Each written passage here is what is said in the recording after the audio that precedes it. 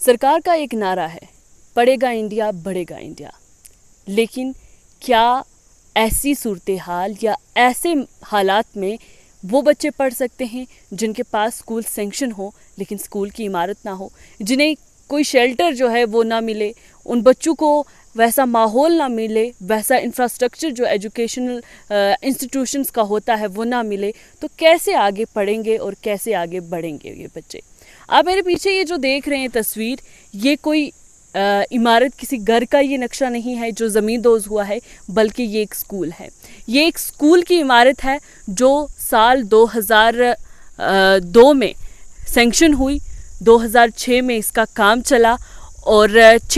2006 میں جو ہے یہ عمارت بن کر تیار ہوگی، اور اس کے لگ بھگ کچھ سالوں کے بعد یعنی کہ سال 2015 تک پہنچتے پہنچتے اس کی دیواریں اتنی کمزور ہونے لگی کہ یہ زمین دوز ہو گیا، لیکن کسی کی بھی نظر اس طرف نہیں آئی۔ یہاں کے جو بچے تھے، یہاں پر پڑھنے والے جو بچے تھے یا جو بچے انرول ہوئے تھے اسکول میں، یہ پرائمری اسکول ہے، ہاڑی کے علاقے عثمانی والا محلہ ہے جہاں پر یہ پرائمری اسکول موجود ہے، اس کی صرف یہاں پہ عمارت جو ہے اس وقت دیکھی جا رہی ہے، وہ بھی جو زمین دوز ہو چکی ہے۔ اور اس کے بارے میں بتاؤں کہ یہاں پر جو پڑھنے والے بچے تھے ان کو شفٹ کیا گیا دوسرے اسکول کے ساتھ، اور وہاں پر کچھ عرصہ رہا وہ اسکول۔ جب پیرنٹس نے یہ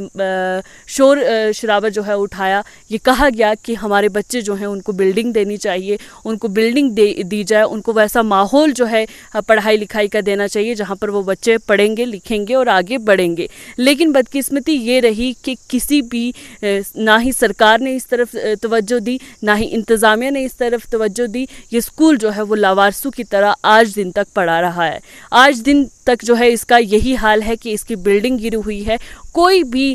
ہم کہیں کہ محکمہ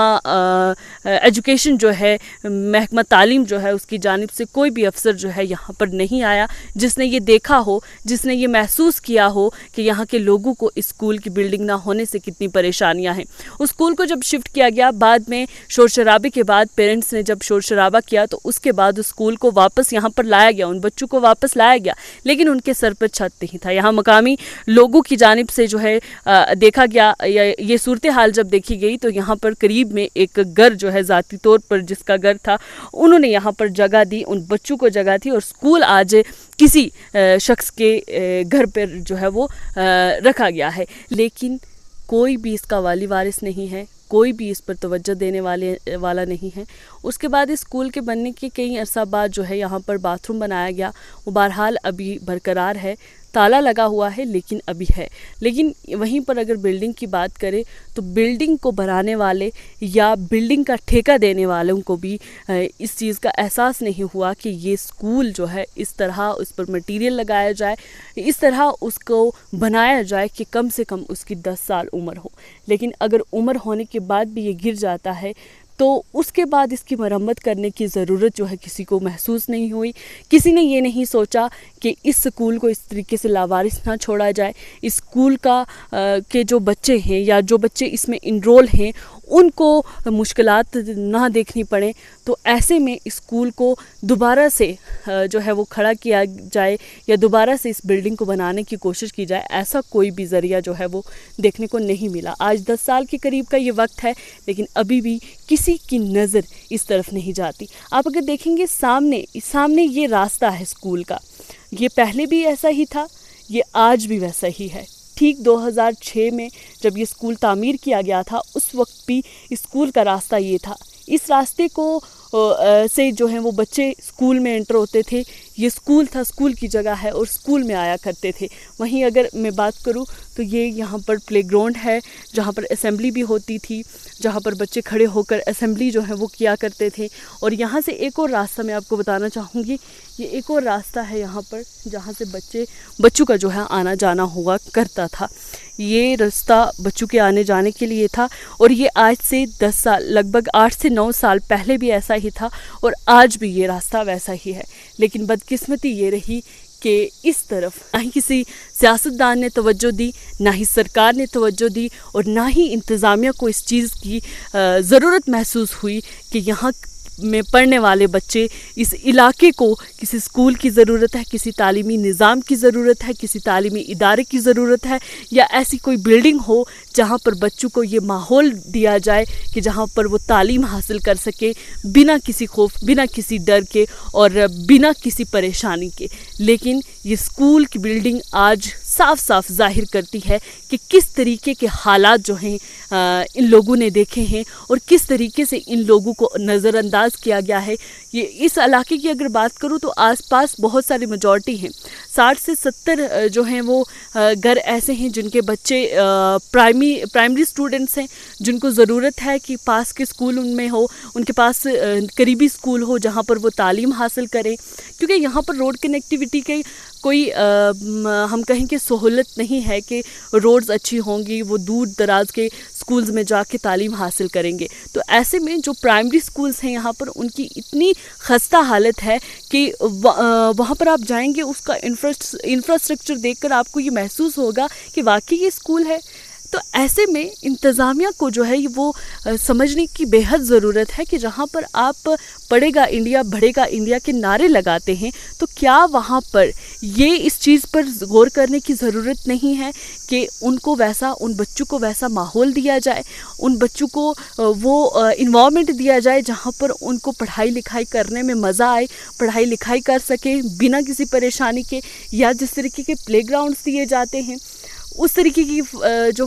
سہولت ہیں وہ فراہم کی جائیں۔ اور ٹیچرز کے الگ ہی یہاں پر ہم کہیں کہ طور طریقے ہوتے ہیں۔ بائیو میٹرک سسٹم ہر جگہ لگا ہوتا ہے، لیکن بائیو میٹرک سسٹم کو جو ہے صبح آئیں گے استاد، آ کر بٹن دبا کر چلے جائیں گے، فنگر پرنٹ لگا کر چلے جائیں گے، دن میں غائب ہو جائیں گے، اور شام کو جب لگے گا کہ یہاں پر آ کر دوبارہ سے فنگر پرنٹ لگانے کی ضرورت ہے، اٹینڈنس لگانے کی ضرورت ہے، تو وہ آ کر لگا دیں گے۔ لیکن ان کی توجہ کوالٹی ایجوکیشن کی طرف نہیں جاتی، ان کی توجہ یہ نہیں ہوتی کہ بچوں کو پریورٹی دی جائے، بچوں کو ترجیح دی جائے، بچوں کے مستقبل کی ترجیح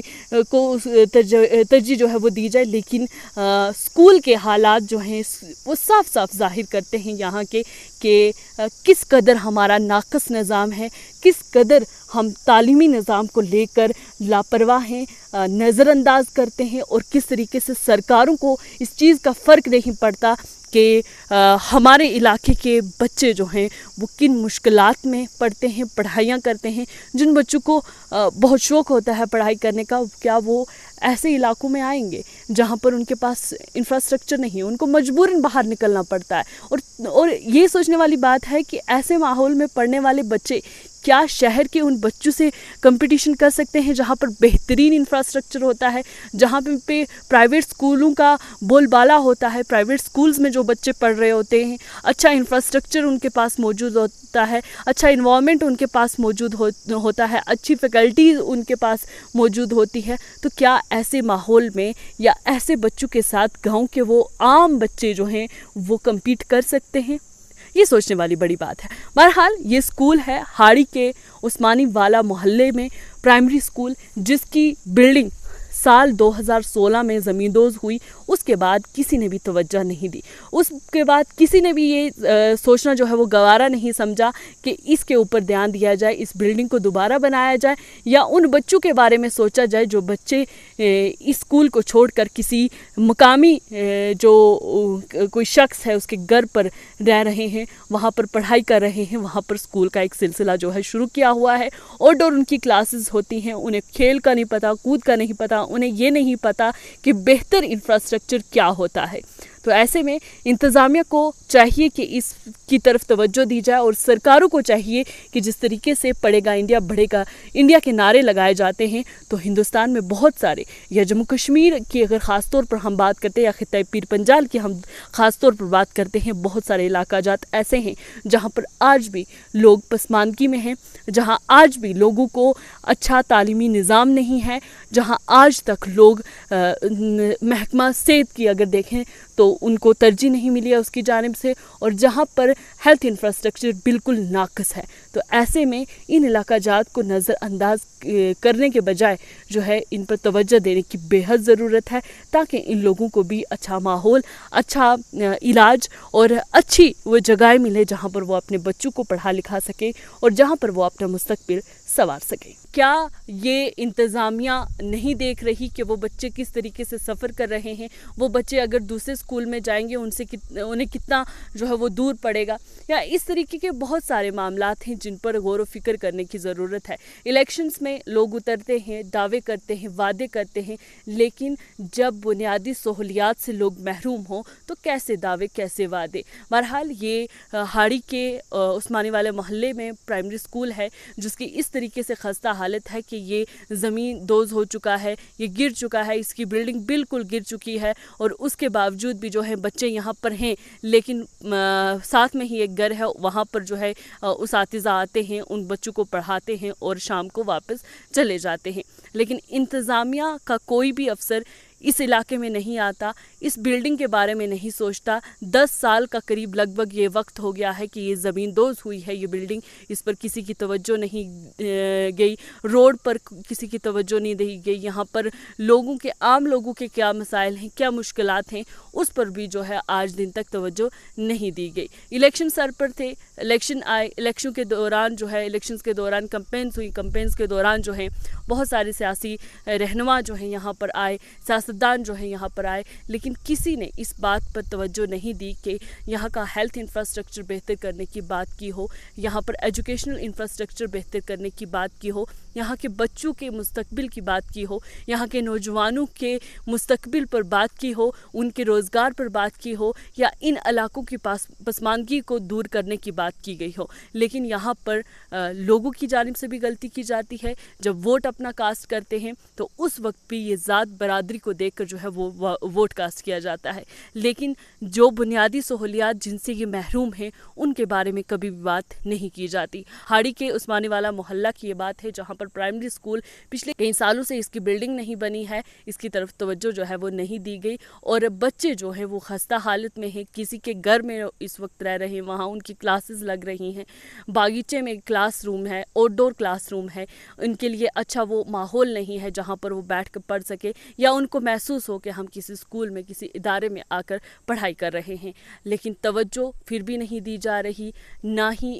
ان علاقہ جات پر، نہ ہی ان علاقہ جات کے بچوں پر، نوجوانوں پر، اور نہ ہی یہاں سے پسماندگی دور کرنے کی بات کی جاتی ہے۔ صرف سیاست ہوتی ہے، اور سیاست کے بعد ووٹ لے کر جو ہے وہ لیڈران جو ہیں وہ